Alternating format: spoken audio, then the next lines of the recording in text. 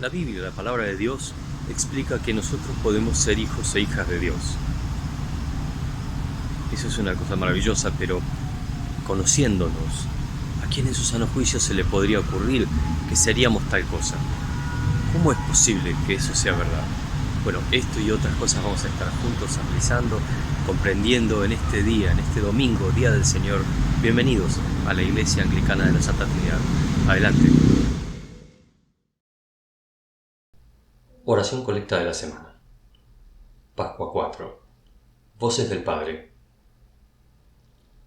Oh Dios, cuyo Hijo Jesús es el buen pastor de tu pueblo, concede que al escuchar su voz reconozcamos a aquel que llama a cada uno de nosotros por su nombre y le sigamos a donde nos guíe, quien contigo y el Espíritu Santo vive y reina un solo Dios por los siglos de los siglos. Amén. El timbre de voz de una persona es distintivo y único. Nuestra anatomía particular hace que tengamos órganos resonadores únicos y diferentes a todos los demás resonadores de cualquier otra persona. Por tanto, aunque nuestro timbre de voz se parezca al de muchas personas, en realidad será también único y distinto. Debido a la constante presencia e intercambios en el ámbito familiar, cuando se trata de la voz del padre de la familia, su reconocimiento será instantáneo, sin mediar esfuerzo alguno, porque reconocemos la voz de nuestro Padre. De ahí que cuando hablamos de reconocer la voz de Dios, es lógico preguntarse, ¿pero cuándo le escuché? ¿O cuándo me habló? ¿Cómo voy a escucharlo si nunca hablé con él? Es verdad, en este mundo escuchamos con los oídos. Pero ¿no es cierto que a veces las personas hablamos a través de otras personas, de otras voces? ¿Cuántas veces hemos recibido informaciones y mandatos por terceros? Dios también usa a personas para comunicarnos sus mensajes. ¿Estamos escuchando con atención a quienes nos guían en este camino? Porque en el caso de Dios, Él puede tener tantas voces como quiera, tantas voces como necesitemos escuchar para llegar nuevamente a su presencia. Es bueno entonces escuchar con atención. Dios está hablándote hoy. Salmo 23.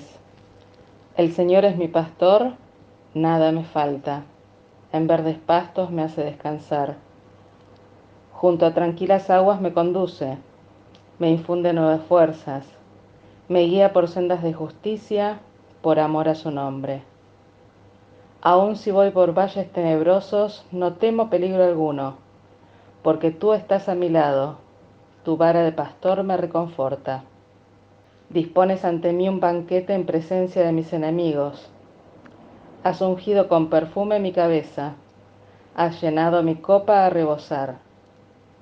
La bondad y el amor me seguirán todos los días de mi vida, y en la casa del Señor habitaré por siempre. Es palabra de Dios. Este es el libro de los Hechos de los Apóstoles, capítulo 4, versículos 32 al 37.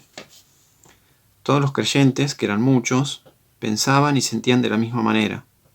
Ninguno decía que sus cosas fueran solamente suyas, sino que eran de todos.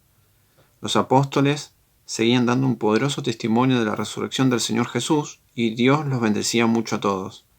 No había entre ellos ningún necesitado, porque quienes tenían terrenos o casas los vendían y el dinero lo ponían a disposición de los apóstoles para repartirlo entre todos según las necesidades de cada uno.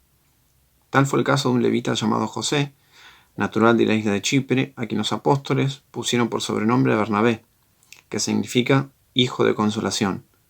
Este hombre tenía un terreno y lo vendió y puso el dinero a disposición de los apóstoles. Es palabra del Señor. Se trata de la primera carta de Juan, el capítulo 3 y los versículos 1 al 8. Fíjese qué gran amor nos ha dado el Padre, que se nos llame hijos de Dios, y lo somos. El mundo no nos conoce, precisamente, porque no lo conoció a Él. Queridos hermanos, ahora somos hijos de Dios, pero todavía no se ha manifestado lo que habremos de ser.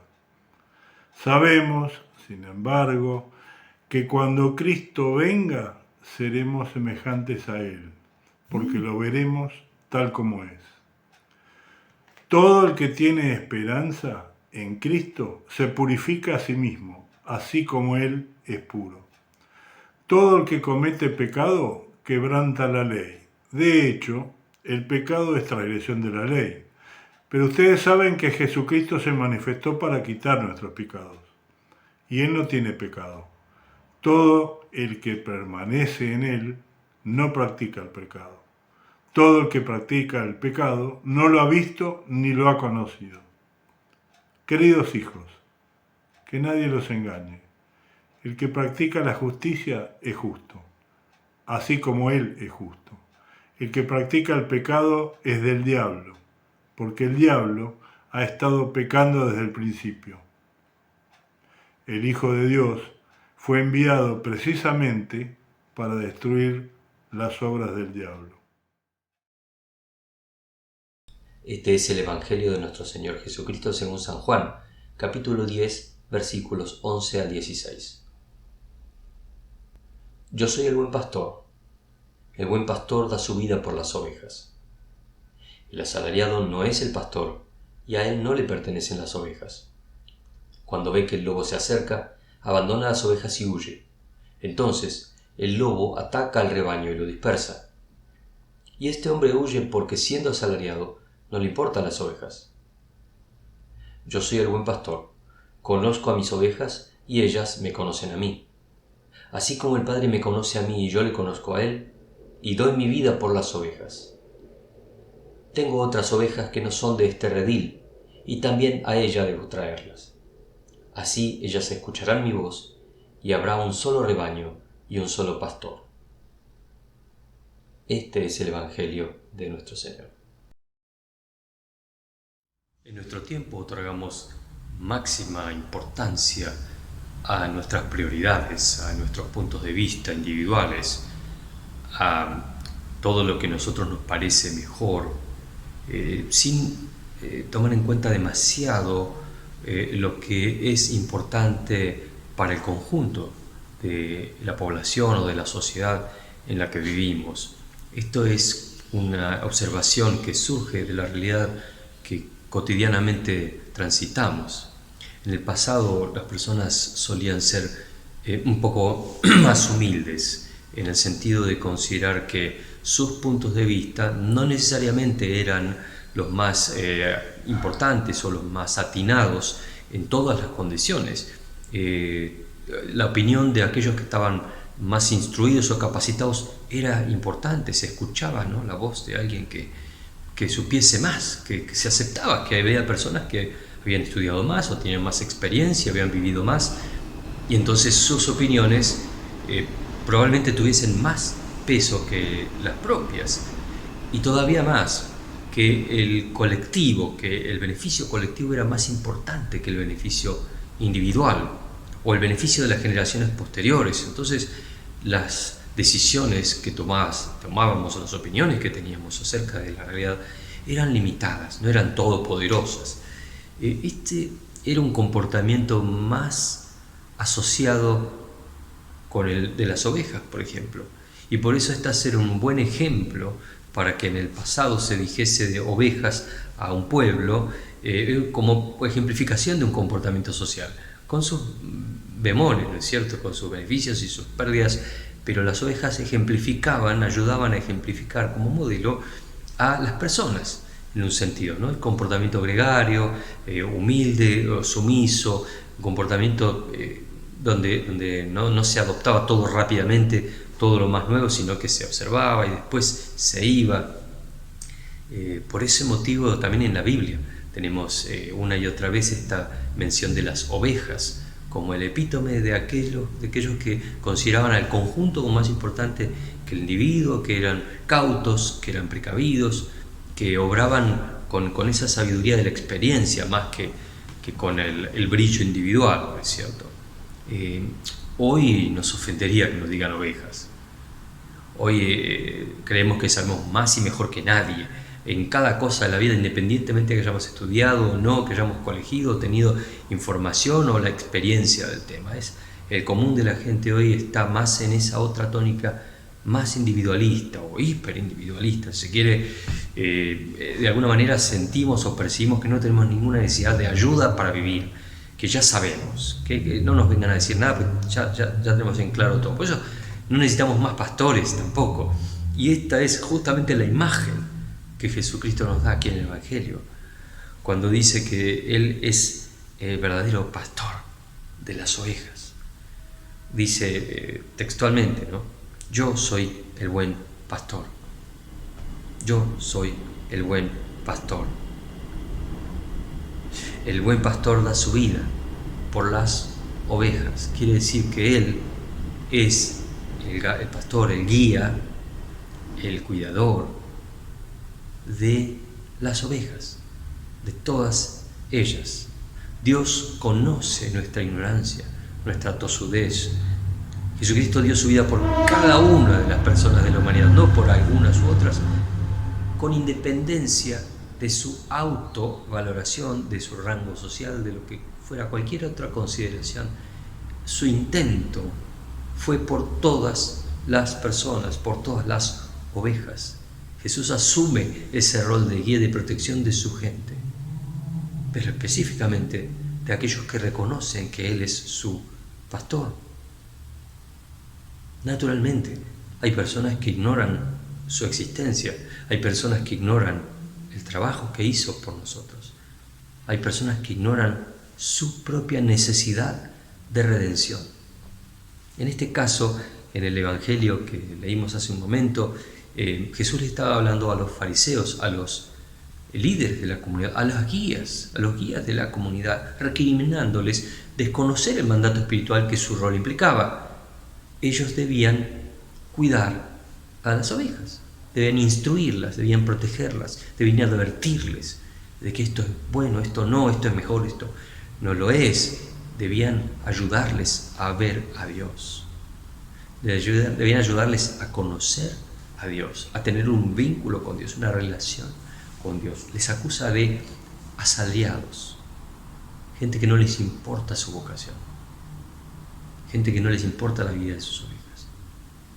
Porque el diablo, el enemigo de Dios, el enemigo nuestro, anda dando vueltas y haciendo de las suyas.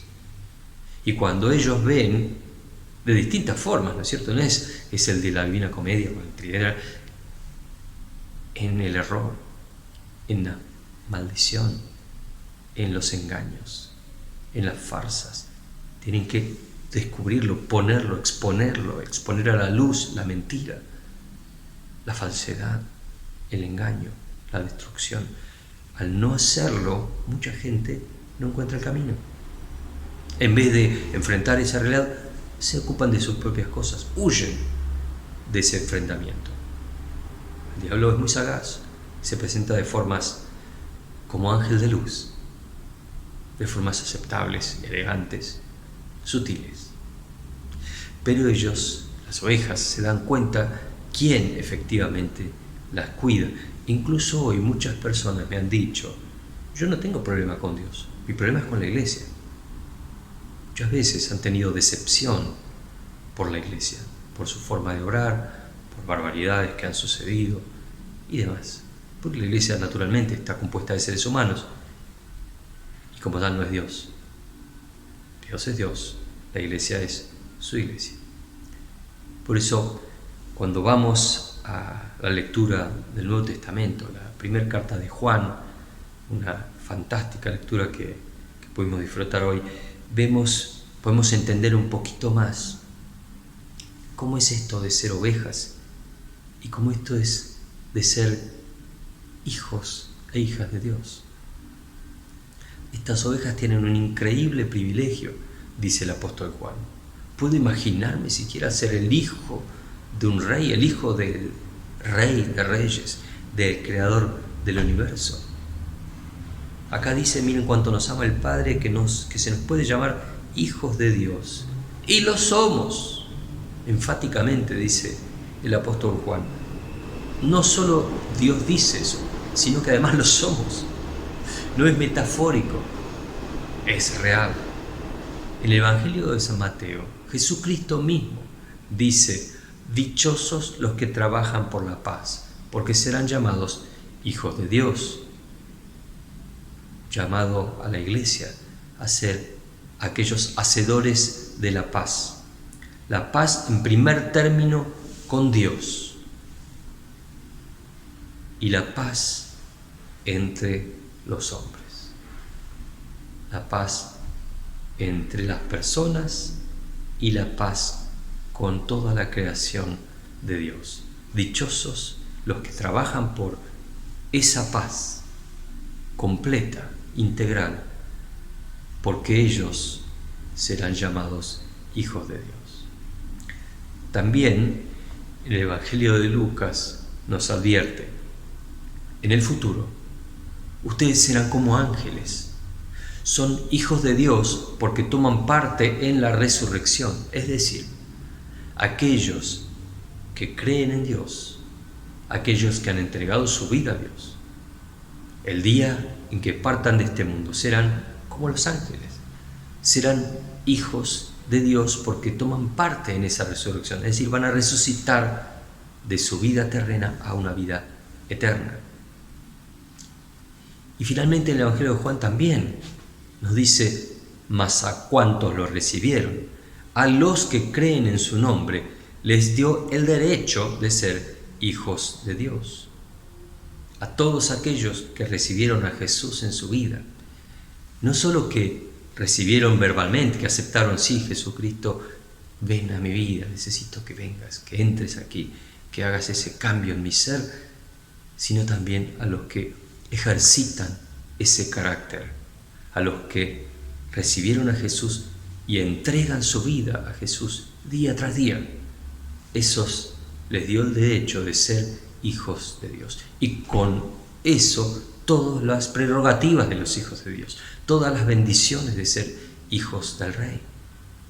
Es inimaginable, es absolutamente inmerecido, por supuesto, pero además ni siquiera podemos imaginarlo, de tan bendición, tal maravilla que esto resulta. Ahora, ¿esto significa que ya hemos logrado tener el carácter de hijos de Dios, que hemos sido transformados en esta medida a una imagen y semejanza de un Dios perfecto? Bueno, claro está. Una cosa es el potencial de serlo y otra cosa es el acto de serlo.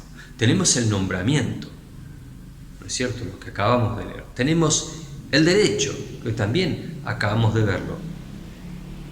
Pero todo eso se realiza a través de Jesucristo, a través de la vida que Él nos da, a través de la acción de su Espíritu. Entonces, ¿cuándo será esto? Bueno, la consumación final, cuando esto se logre en forma plena, va a ser cuando Él regrese. Naturalmente, estamos esperando cuando Él regrese y seremos semejantes a Él. Pero esto, que es una visión escatológica, una visión del futuro, lo que nos decía aquí, serán como ángeles, serán hijos completamente perfectos delante de Dios, es algo del futuro. En esta instancia, Jesús nos invita a ser hijos e hijas de Dios en proceso de transformación, lo que se llama en proceso de santificación. El hecho de que se nos llame hijos e hijas de Dios implica necesariamente en nosotros un cambio profundo de conducta, de objetivos, una purificación en un sentido. Ahora, ¿qué es esto de una purificación, de lo que se habla tanto? Bueno, antes se hablaba mucho de esto, ahora quizás no tanto, pero se ha hablado mucho en el pasado de la necesidad de la purificación. ¿Qué sería algo así como tal? La purificación es, en un sentido, eliminar imperfecciones, eliminar cuerpos extraños, eliminar cosas que no corresponden a la esencia de algo para que quede en estado puro.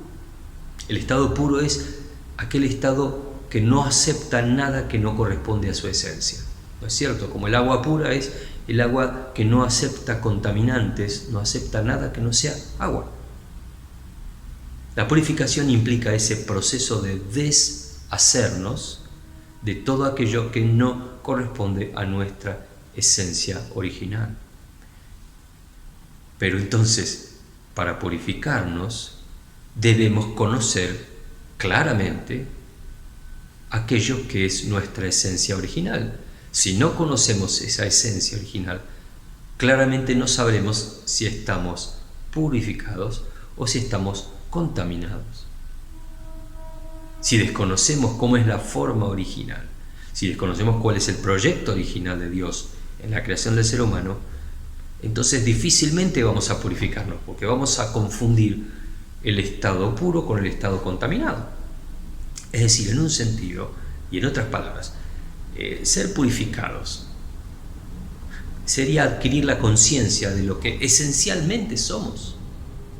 Trabajar entonces cotidianamente y con la ayuda de Dios para ir abandonando aquello que no nos pertenece. Si tenemos en claro que fuimos hechos a imagen y semejanza de Dios, ustedes y yo, entonces sería cuestión de identificar aquellas cosas que no corresponden a ese modelo original, tomarlo y desecharlo, sacarlo de nuestras vidas. Si yo sé que tener un hábito determinado me hace daño, el médico me dice, estás fumando y eso te hace daño, por ejemplo, y tantas otras cosas. Bueno, si yo quiero recuperar la salud, el modelo original, debo de abandonar el hábito. Pero lo mismo pasa con la mentira, lo mismo pasa con tantas cosas. Debemos conocer el estado original, el proyecto original, y de ese modo, y solo así, podremos entonces recomenzar el proceso de purificación, ese proceso que llamamos también de santificación. Eso es condición sine qua non para poder empezar a decidir, esto entonces está mal, esto entonces no corresponde al proyecto original, a mi esencia, y entonces lo debo eliminar, lo debo abandonar, debo sacarlo de mi vida, y entonces estoy purificándola, estoy en ese proceso, ¿no es cierto? En el verso 4 nos dice, pero todo el que peca hace maldad, porque el pecado es la maldad. Ahora, ¿quién de ustedes, y me incluyo, no peca? Todos pecamos, todos nos equivocamos, todos erramos el blanco, todos tenemos falsas percepciones de la realidad, todos tenemos problemas en la volitividad, tenemos una débil voluntad, tenemos problemas en la conciencia, en la percepción de las cosas. Todos pecamos. Por eso Cristo murió en la cruz para liberarnos de ese poder, del poder del pecado, como dice la carta a los Romanos, porque la paga del pecado, el resultado del pecado, es la muerte. No hay alternativa. Todo aquello que no se amolde al proyecto original de Dios va a terminar en muerte. Todo aquello que se amolde al proyecto original de Dios va a terminar en vida eterna. Entonces ahí se define todo. Si la paga del pecado es la muerte, entonces debemos permanecer libres lo más posible del pecado. Ustedes ya saben que Jesucristo vino al mundo para quitar los pecados y que Él no tenía pecado alguno. Ese fue el trabajo de Cristo. Por eso en la cruz Él ha hecho posible el milagro. Al vencer al pecado, al vencer a la muerte y salir resucitando de esa condición, empieza en una nueva condición, y dice aquí en el verso 6, aquel que permanece unido a Él, entonces no sigue pecando. Aquel que se une a esa fuerza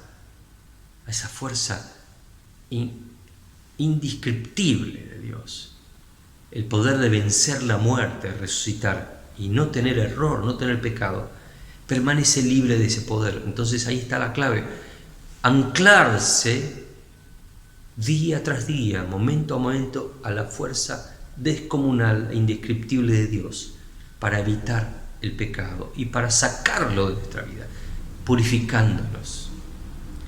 Pero continúa el apóstol Juan, pero todo el que peca no lo ha visto ni lo ha conocido.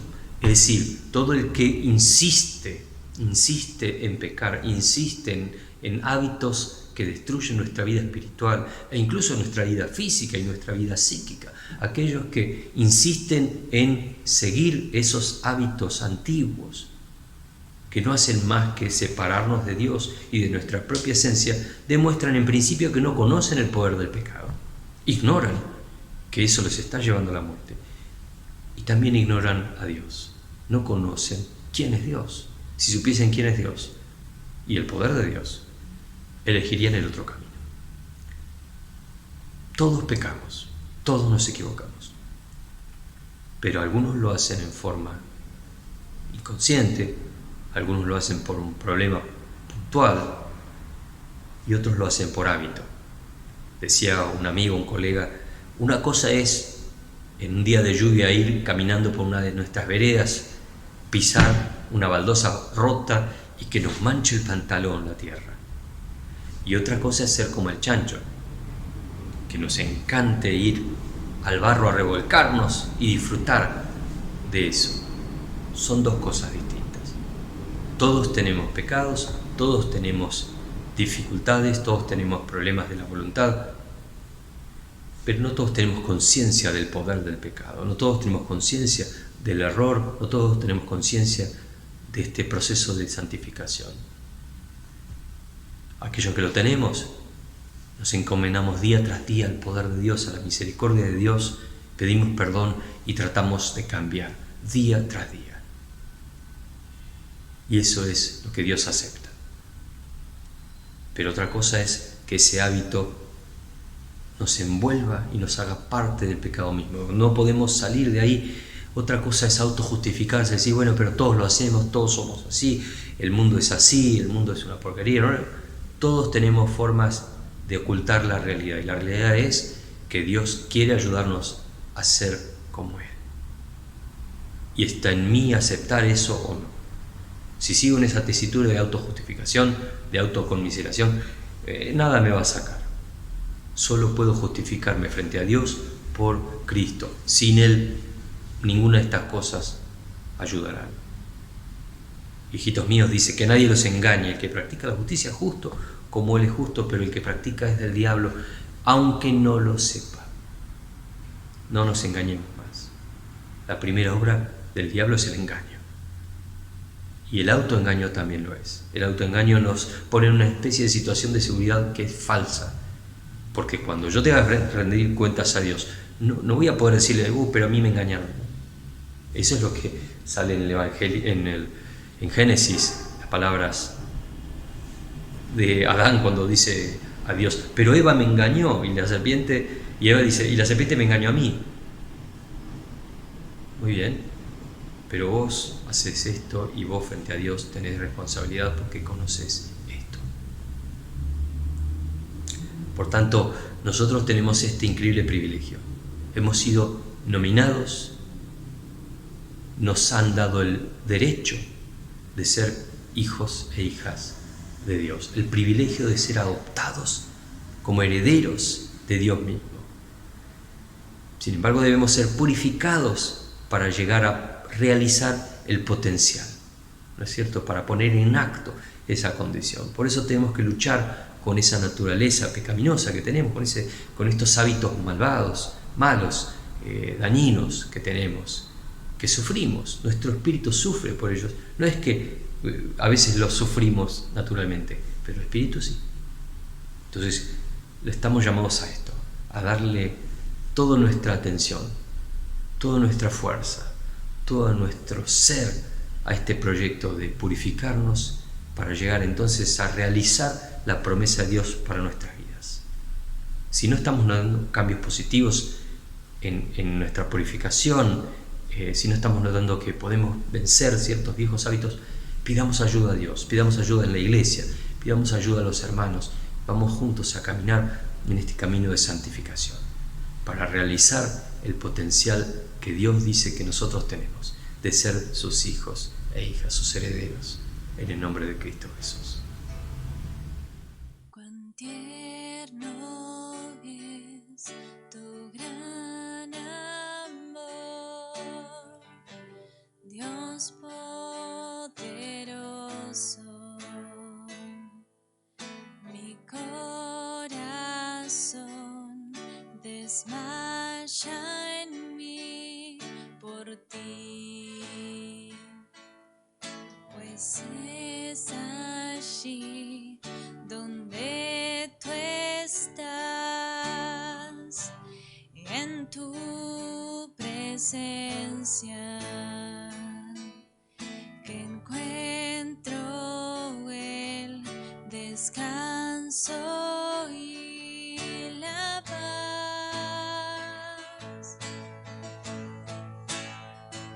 Mejor es un día en tu altar, mejor es un día junto a ti, mejor es un día en tu altar, en mil afuera. Solo esto pido y buscaré,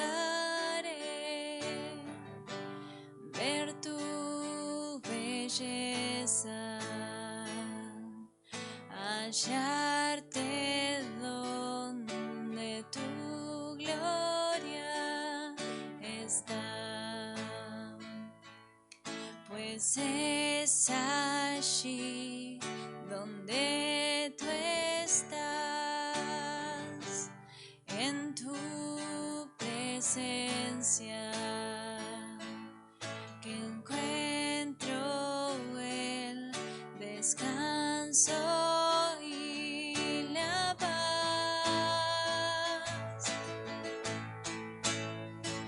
Mejor es un día en tu altar, mejor es un día junto a ti, mejor es un día en tu altar, en mil afuera.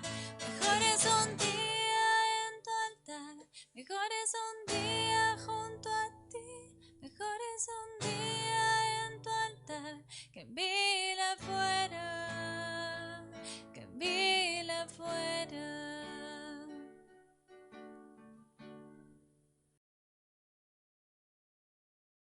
Reflexión de la semana. Amor inclaudicable. El amor no conoce límites a su paciencia, fin a su confianza, desgaste a su esperanza. Puede sobrevivir a todo. El amor se mantiene parado cuando todo lo demás se ha caído. Por Blaise Pascal. Pascal fue un hombre extraordinario. Un hombre que sufrió numerosos problemas de salud y murió joven con 39 años. Además de su enorme curiosidad, ingenio y conocimiento científico, conoció el amor constante de un padre viudo frente a numerosos desafíos e injusticias de su tiempo. Conoció las dificultades de tener que dejar una vida cómoda y ayudar a sostener a su familia, y también el amor tenaz que ello implicaba. Y a través de todo esto, conoció también un amor perfecto, constante, inclaudicable e inmerecido. El amor que solo puede provenir de una fuente inagotable, inconmovible y que supera todo lo que podamos conocer. Su clara conciencia de pecado y error le llevó a buscar una solución permanente a esa situación, y encontró en el amor sacrificial de Cristo la respuesta definitiva. Dios expresó a través del Mesías un amor sin límites, una confianza infinita y una esperanza radical en el ser humano. Parafraseando su expresión, el amor de Dios se mantiene parado cuando todo lo demás se ha caído. Qué importante es encontrar ese amor entonces. Padre nuestro que estás en el cielo, santificado sea tu nombre. Venga tu reino. Hágase tu voluntad en la tierra como en el cielo. Danos hoy nuestro pan de cada día. Perdona nuestras ofensas, como también nosotros perdonamos a quienes nos ofenden. No nos dejes caer en tentación y líbranos del mal, porque tuyo es el reino, tuyo es el poder, y tuya es la gloria, ahora y por siempre. Amén.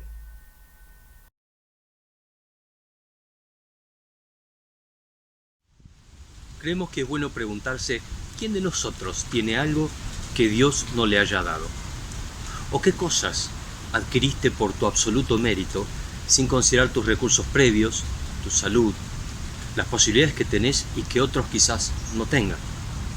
Todos debemos a Dios. Nuestra vida, nuestra salud, nuestro trabajo, todo lo que disfrutamos, viene de su mano. De todo esto Dios nos invita a ser como Él, a dar para su obra en el mundo con generosidad.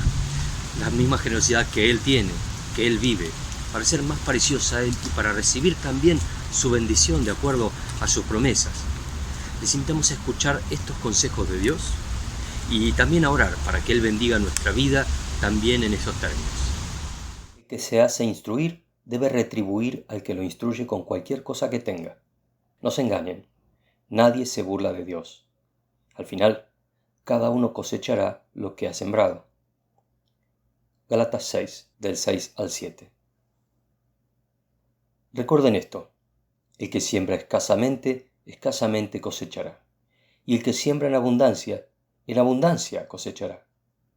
Cada uno debe dar según lo que haya decidido en su corazón, no de mala gana ni por obligación, porque Dios ama al que da con alegría. 2 Corintios 9, del 6 al 7. El primer día de la semana, cada uno de ustedes debe apartar algo, según lo que haya ganado y prosperado. 1 Corintios 16, versículo 2.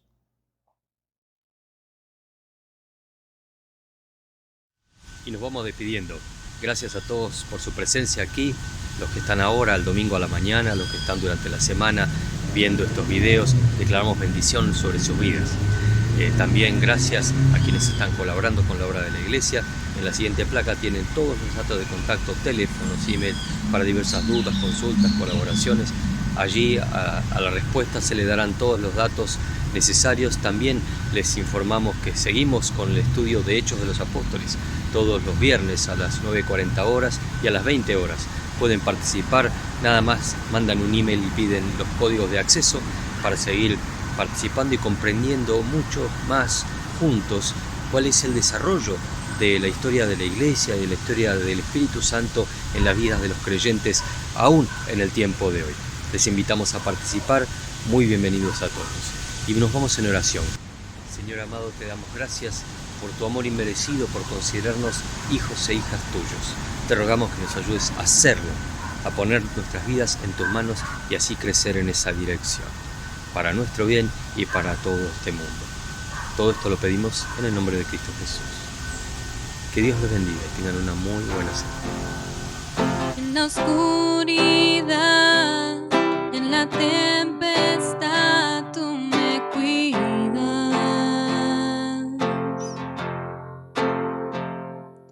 En dificultad me levantaré en tu gracia. Por el fuego andaré y no me quemaré. Tu espíritu aviva mi alma. A la cruz miraré, mi temor dejaré. En la luz de tu gracia, Señor, lo que seco y muerto está, tú levantas con poder y restauras las ruinas.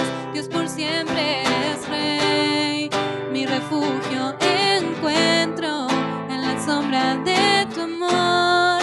Siempre quiero adorarte y amarte, Señor. Aún en el dolor, mi esperanza está en tu promesa. Cuando débil soy, tu poder me da nuevas fuerzas. Por el fuego andaré y no me quemaré. Tu espíritu aviva mi alma. A la cruz miraré, mi temor dejaré.